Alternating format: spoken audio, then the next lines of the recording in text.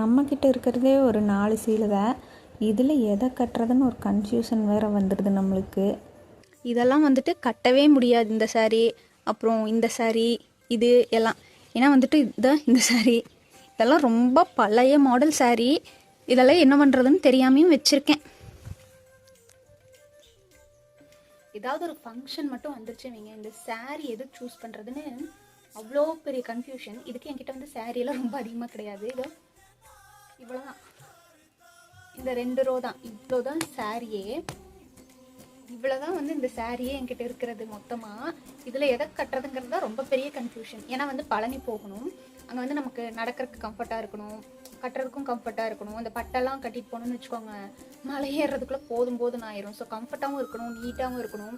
இதெல்லாம் பார்த்தீங்கன்னா எடுத்து கிட்டத்தட்ட ஒரு ரொம்ப வருஷமாக எடுத்து சேவ் பண்ணி வச்சுருக்கிறேன் இந்த சாரீ எல்லாம். இதெல்லாம் கட்டினா வந்து இப்போ பழைய மாடலாகவும் இருக்கும், புதுசாகவும் இருக்கணும், நீட்டாகவும் இருக்கணும். எதை கட்டுறதுனே தெரில.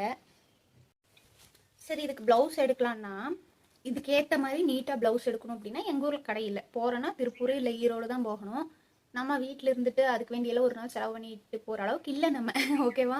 இதில் எந்த சாரீ கட்டுறது அப்படிங்கிறது ஒரு பெரிய கன்ஃபியூஷனாக இருக்குது. இதில் ஒரு சிலர்லாம் சாரீ ஒரு பீரோ ஃபுல்லாக வச்சுருப்பாங்க, அவங்களாம் கன்ஃபியூஸ் ஆகலாம். நம்ம வச்சுருக்கிறது இந்த 2 ரோ தான், இதுக்கே நமக்கு கன்ஃபியூஷன்.